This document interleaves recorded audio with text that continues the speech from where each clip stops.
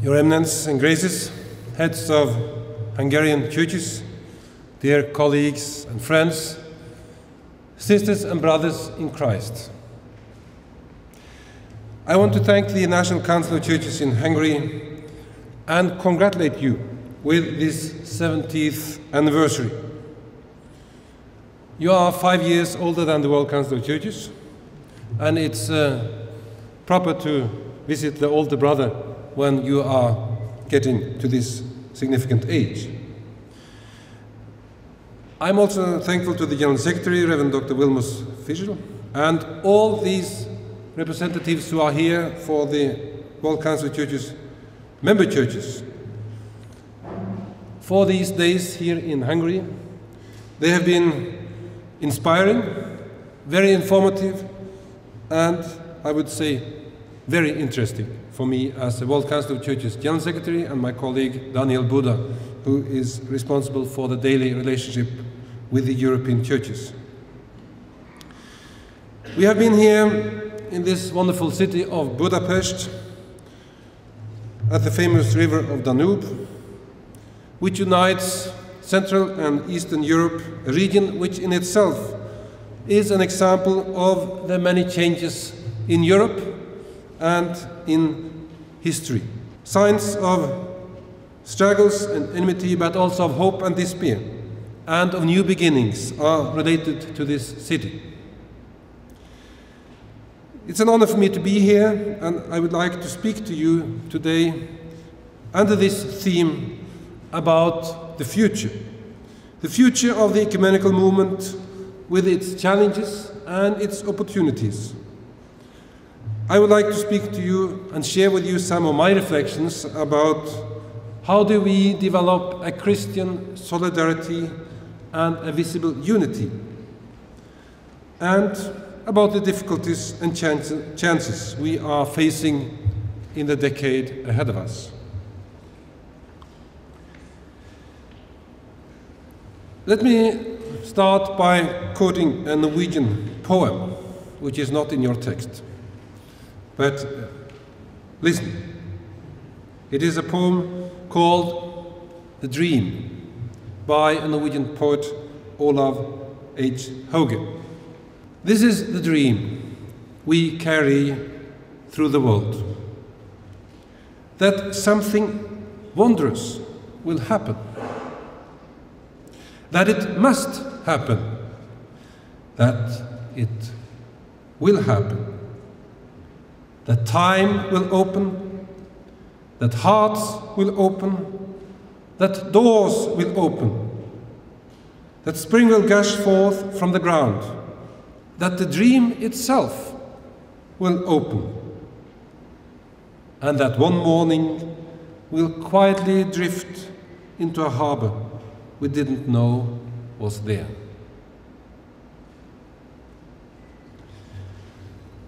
Even if Hungary doesn't link to the sea, I think we all understand the image. We don't know what God has prepared for us in the future, and we don't know what will meet us, but we carry with us the dream.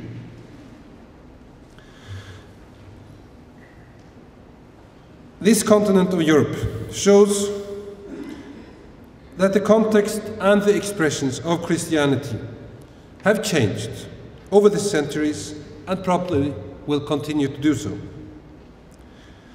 And while we can speak about trends that we encounter and that we believe will be crucial for the coming 10 years, we also know that change can also happen as a surprise, brought about by sudden events, or that we just are drifting into a harbor we didn't know of.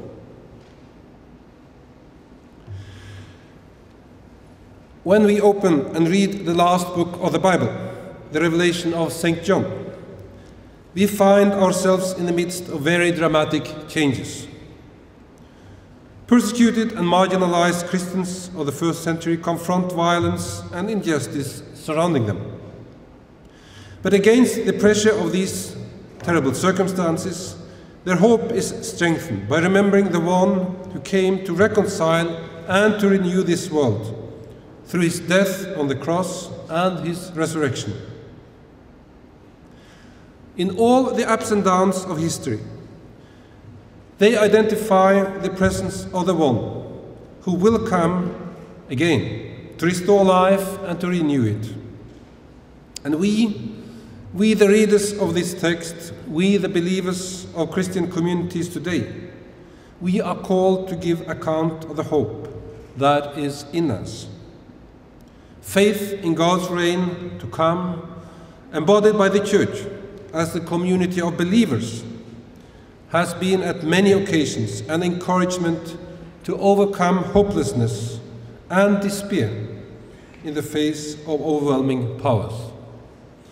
And I've learned these days that this is also reflected in the Constitution of Hungary, the role of the churches as carriers of hope. In this context, we cannot do theology, or we cannot be church, without reflecting on how we are church together and how we understand ecumenical theology. That we cannot be fully church alone. Churches need to make themselves accountable to the other churches in one multilateral fellowship that anticipates the unity of the one body of Christ. The unity of the church and the Christian community, in the biblical sense of koinonia, are fundamentally based on the participation of all church members and of all churches in the one initiative of grace, which God works in our human history. And amidst innumerable uncertainties and fears, doubts and longings, pain and struggle, the Christian faith is an answer of trust, a password of hope against fatalism. And we are called to engage with all forms of change as disciples of Jesus Christ. We know that change happens inevitably and sometimes as a surprise. But change, however, can and needs to be shaped also proactively, based on our discernment of the situation, of our gospel values we stand for, and in solidarity with those who are suffering. In the midst of all changes, our faith and our commitment leads us to work for life in dignity and a just and sustainable world for generations to come. And therefore, Christian solidarity, in the light of the cross and of the resurrection, is an embrace of the fearful disciples, wherever they are.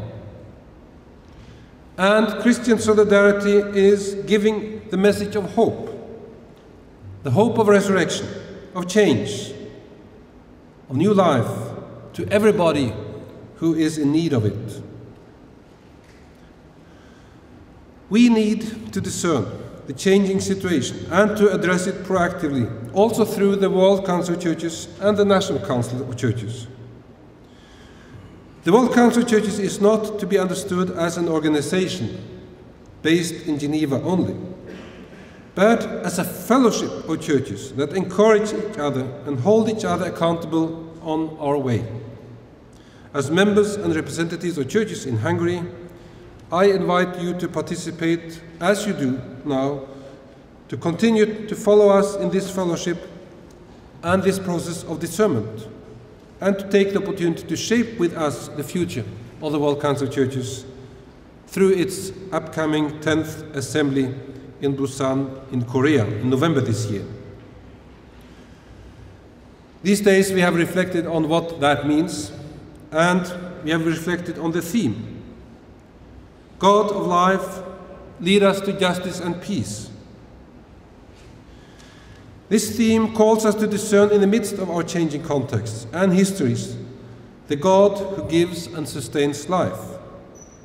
The God of life who wants justice and peace to reign so that all may have life in fullness. We need each other for this process of discernment. We need each other to renew our hope and to encourage our common witness, individually and as the churches that are committed to act according together and holding each other accountable in this fellowship. And I'm aware that your churches and your country will host in July this year the assembly of the Conference of European Churches. whose aim is also to listen to the member churches in order to reshape the ecumenical life and organization on this continent.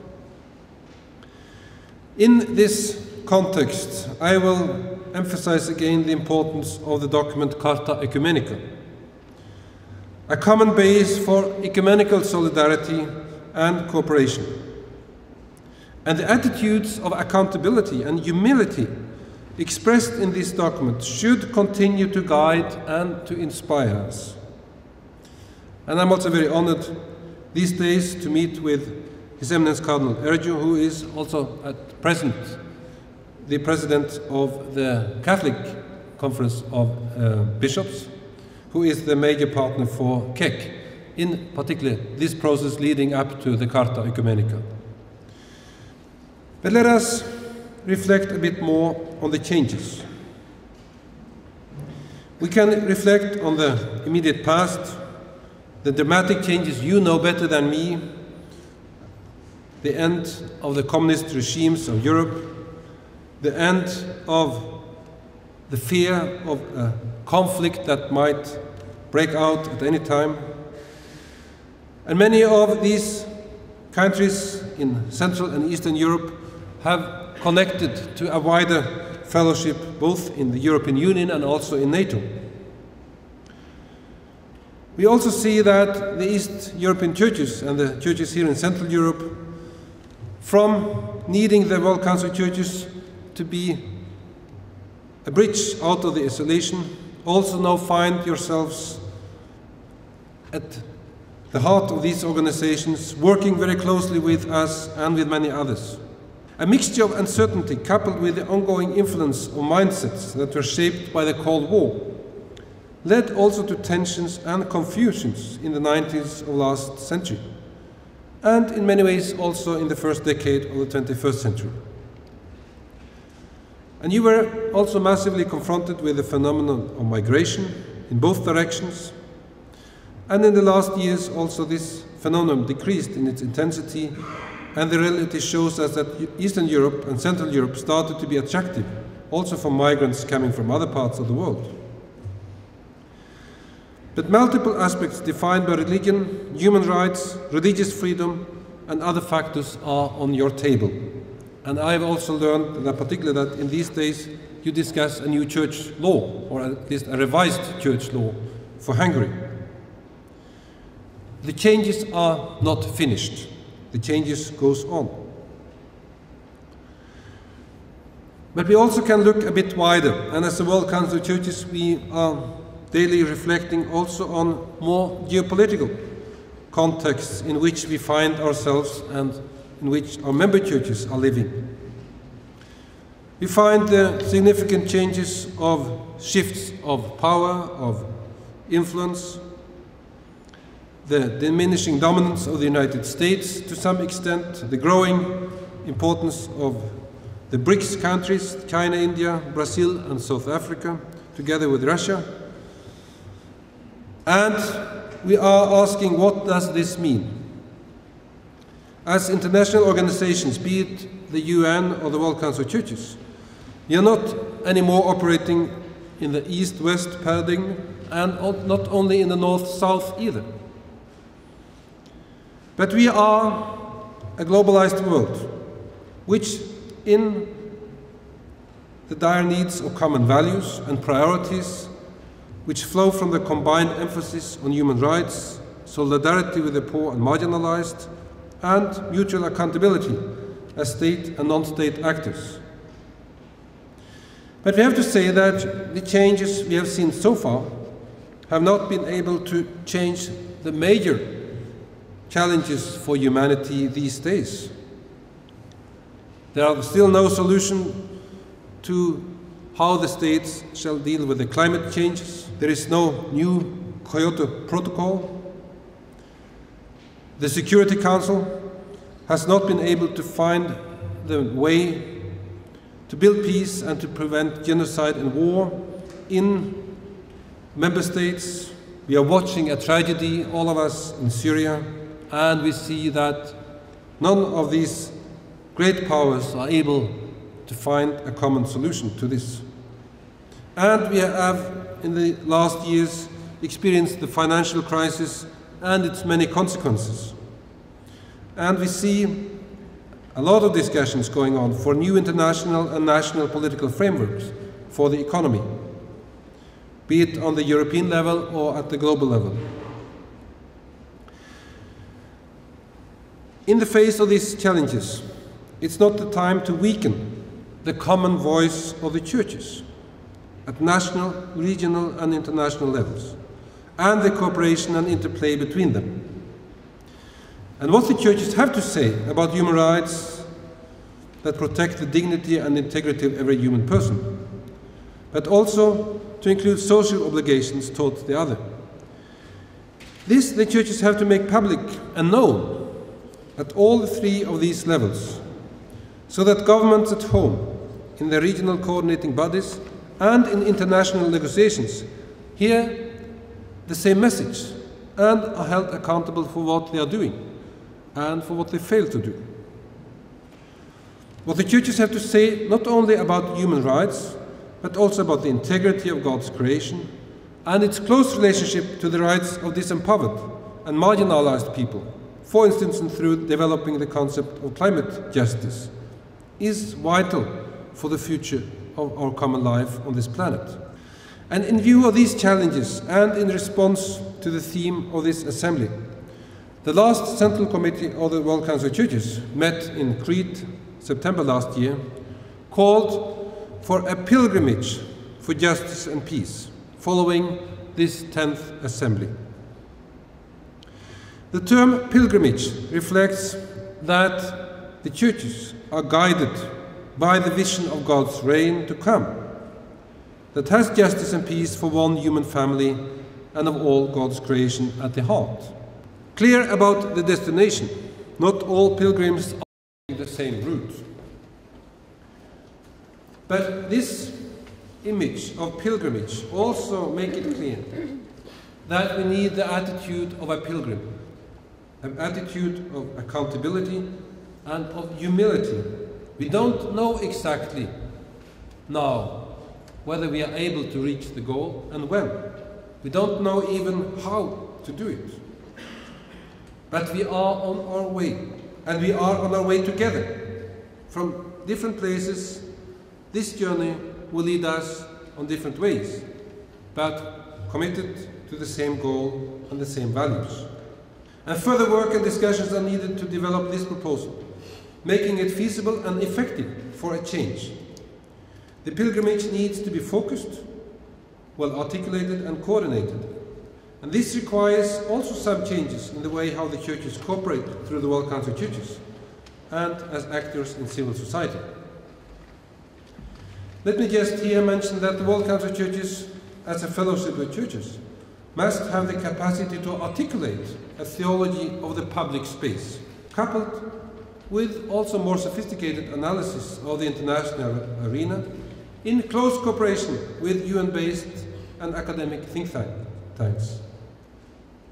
That's also why it's important that we remain in Geneva. I hope that developing these capacities will also reinforce the WCC as an open space of dialogue where conflicts are not avoided, but may be identified and worked through in the spirit of consensus. And I find that there is a new generation of theologians and others with great skills who are no longer influenced by the ideological confrontations of the Cold War era, but now reflect on the critical, liberative, and at best a prophetic role of the churches in rapidly changing societies in all continents. And as WCC General Secretary, I am particularly also happy to work with what we call the regional ecumenical organizations like the Conference of European Churches. And I'm happy to be back here in July and to attend that assembly as well. Let me also concentrate for a while on another major challenge ahead of us, the changing inter-religious relationships. As General Secretary of the World Council of Churches, I'm daily confronted with messages of Christians and their churches of the crises regions of the world. Every day we make sure that their voices should be heard and that they find churches ready to accompany them and to support them in Christian solidarity and advocacy. Unfortunately, reactions against the globalization of the consumer culture, in a way the Western culture, and the fragility of many countries and even entire regions have increasingly triggered tensions and violence between also different religious groups. Recognizing that interreligious dialogue and cooperation are difficult to sustain in the acute crisis situation, it has become even more urgent to strengthen relationships and cooperation with the representatives of other religions. We also have to be aware that the United Nations and other international bodies will make interreligious cooperation and commitment to human rights more and more of an obligation for all other partners they are cooperating with in the future. I can here refer to you that over the last months we have had different meetings with many UN bodies in Geneva, and they all say this: we have to understand the role of the religion, and we need you. We need you as an informed and important voice. How do we deal with these challenges of the role of the religion in international politics and also in conflicts? We should also not underestimate that in many cities around the world, interreligious councils, not only in cities but in countries as well, interreligious councils were and continue to be established. Churches often combine today responsibilities for ecumenism and interreligious relations in their headquarters, perhaps recognizing that in cooperation with communities of other religions, differences and diversity among Christians are seen again in another perspective. Christians are challenged to emphasize that what they share in common is important to acknowledge instead of exaggerating the differences. And against this background, the World Council of Churches has been changing its approach to interreligious dialogue and cooperation in recent years. Less of an academic exercise, more of new initiatives establishing new relationships. We have undertaken also, for example, an interreligious pilot project on reconciliation through social justice and decent work, together with the International Labour Organization. And I personally strengthened my own relationship with Jewish and Muslim leaders and their organizations. I also visited countries like Nigeria, Pakistan, Indonesia, and other countries to try to build trust and to encourage the churches to build trust in the activities we are undertaking as partners for the future. Again, this situation suggests that we look beyond where we are into the changing landscapes. And we also see that there are changing ecclesial landscapes. Maybe we have documented this very well in some of our analyses in the World Council of Churches, but we still need to analyze what will happen.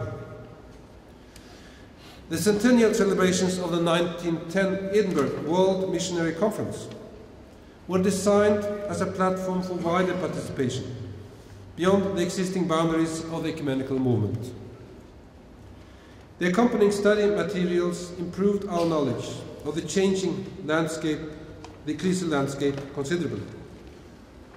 Another milestone was the successful formation of what is called the Global Christian Forum, and new levels of cooperation between the World Council of Churches, the Roman Catholic Church, the World Evangelical Alliance, and Pentecostal churches in the areas of mission, education, and ecumenical relations. And one of the most notable results was, for instance, the document on Christian witness in a multi-religious world that was jointly produced and presented to the public by the Pontifical Council for Interreligious Dialogue, the World Evangelical Alliance, and the World Council of Churches. It's often ignored that the WCC includes already some Pentecostal member churches, as also your National Council of Churches does, and also some other National Council of Churches does, like my own in Norway. And this is open up to evangelicals and also charismatic churches. The WCC Commission on World Mission and Evangelism provides a very productive and creative environment for cooperation with and involvement of evangelicals and Pentecostals, who are members of the Commission. The relationships have grown in the preparatory phase of the Edinburgh Centennial, but continue to be developed together by all partners. It is also happening in the Commission on Faith and Order. We know that many of you are involved in planning the Jubilee of 2017, the 500th anniversary of Reformation, particularly as it is connected to Martin Luther. We, as the World Council of Churches, are in different ways exploring the feasibility of another contribution to this anniversary. A Faith and Order World Conference in 2017, focusing on renewal. We need to build this into our programs after Busan, but I use every opportunity, as you can notice, to try to launch this idea, because I think it is an important contribution from our side to reflect on what was the intention and what was the impact, hopefully, of Reformation. Among many other impacts, also it was a renewal of the church. But what does it mean today to renew the church? The theme of renewal is a promising entry point to foster dialogue between very different church traditions and their formative stories and experiences. I have met no church who is not discussing renewal, and I have met no church that is not in need of renewal. Today, representatives of the different churches and organizations also are ready to remember again that evangelicals and Pentecostal Assemblies of God have all been members of the World Missionary Council before it joined the World Council of Churches. And interest is growing on all sides to overcome these tensions. Let me also share with you that the World Council of Churches and the Global Christian Forum are moving forward together, and we have defined our complementary roles in a statement that was approved by the Executive Committee of the World Council of Churches in March this year. The Global Christian Forum is needed now as a space to explore new ecumenical avenues. It is not established to be a permanent structure. The World Council of Churches is necessary for committed cooperation between churches in their search for unity and ready for common action and witness in the world, for the accompaniment of churches in situations of crisis, and their common voice in the international arena. And this leads me to the last of the four major challenges I would point to in these next years, namely, how do we communicate through information technologies, through media and new forms of networking in the ecumenical movement in the years ahead of us.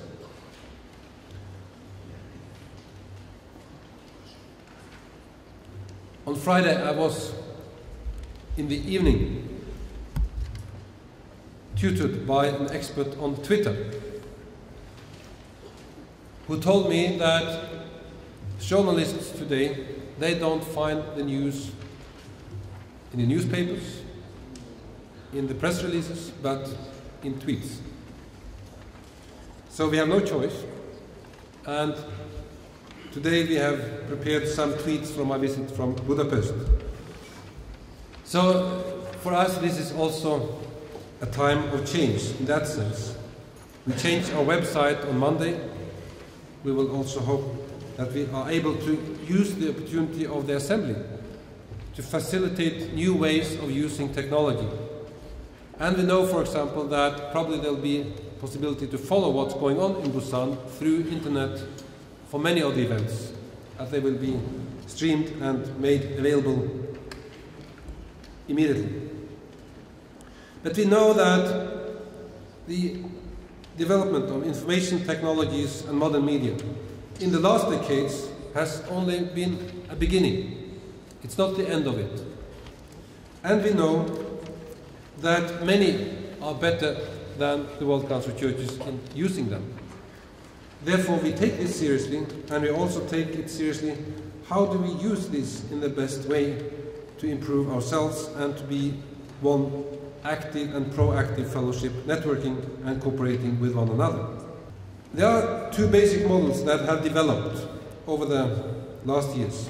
Networks either concentrate on particular issues, which allows for cooperation of a broad coalition of different actors, or they concentrate on one set of actors with the ability to address a broader agenda.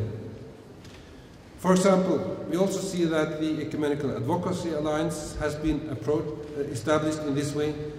The ACT Alliance is an example of how actors with particular competence are working together in a new way. These developments had important consequences for the World Council of Churches.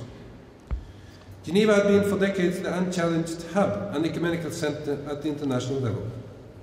And this position has been, through the last years, called into question in various ways. We can mention the more intense conflicts concerning values and ethical choices among some member churches and others. We can also mention the general cultural backlash against globalization that was mirrored by stronger denominational and parochial tendencies among the churches. We also can mention the other end of the spectrum developed a postmodern pick and choose mentality. And while contradicting each other, all of these tendencies weaken the commitment of churches for the goal of visible unity and their readiness to sustain the financial support of ecumenical organizations. And we can mention the further diversifications of ecumenical actors, with partly competing objectives added to these difficulties. It was therefore important for the WCC and its Secretariat to accept these changes and to address them and rethink our roles and functions again. The Common Understanding and Vision process, which was the title of this discussion in the 90s, laid the groundwork for a new self-understanding of the World Council of Churches. It highlighted that the World Council of Churches is not first of all an organization, but a fellowship of its member churches. It made clear that the World Council of Churches is not and will not claim to be the center of the ecumenical movement in an exclusive sense, but is, among all other ecumenical instruments, best placed to work for the coherence of the ecumenical movement and the deepening and broadening of the fellowship. These reflections led further to a clearer articulation of the roles and the functions of the Council. The Council is called to give leadership to the ecumenical movement through its convening role, through the common voice it can master, and through the ecumenical cooperation it can ensure, and the contribution to greater coherence. We want to be an organization building thick relationships, to explore and to exercise our role of leadership in that way. The World Council of Churches also implemented this approach in the way we are planning the Assembly. We invited all our partners to nominate representatives to our Assembly Planning Committee. Let me end by some other reflections, more reflecting on what our faith provides us as we are looking ahead towards the years ahead of us. I find that talking about God as the giver and the source of life, we look at life as an interdependent whole. The unity we strive for, the unity of the churches, and the unity of humankind is God's gift. And we are keeping the diverse expressions of life together. The gift of life is to be received and not to be torn apart and destroyed in the race for individual gains that reflects human greed. And the theme of the Assembly opens the horizon of faith beyond any individual or just my own community and church, towards creation as God's household of life, and indeed the entire cosmos. All life is created and sustained by God, and is healed and reconciled through the death and the resurrection of Christ. And as much as the cross of Golgotha is a reminder of the torture and painful death of Christ, it is a sign of God's deep solidarity with all suffering and God's desire for life in fullness, marked by justice and peace for everyone. And in the solidarity of the cross, we are called as Christ's disciples to bring signs of new life into the midst of suffering, and signs of hope into any despair. This theme therefore speaks with a sense of urgency to contexts marked by injustice, by violence and war. God wants life to be qualified by peace with justice. I hear and sense the expectations of many member churches around the world for this forthcoming assembly and the future work of the World Council. The theme speaks to the situation when I sit and listen to the challenges to define what it means to be church in Papua, overcoming violence and comforting the suffering indigenous people. I hear this when I meet the representatives for indigenous peoples or First Nations in Canada, discussing the role of the churches in the past and also the negative role of the churches in the past, and the hope of their contribution to life with justice and peace for the future. I hear this when we reflect on the role of the church in rebuilding a nation, Armenia. I hear this when I discuss with leaders from the churches, labor movements and environmentalists in Germany. How can we steward our contributions so that we serve the life, our planet and our life together as humanity? I hear this when we meet the victims of terror and violence in Nigeria, whether they are Muslims or Christians. They long for processes that lead to a real combination of justice and peace. I hear this in the email messages I receive from Christians in Syria, who call for tangible solidarity of Christian churches and for peace to come. And I see this now in the voices of our colleagues and friends in Korea, when the tensions between South and North Korea are escalating. Therefore, it makes a lot of sense together to look to the future with the prayer and pray firmly and humbly for and with one another. God of life, lead us to justice and peace. Amen.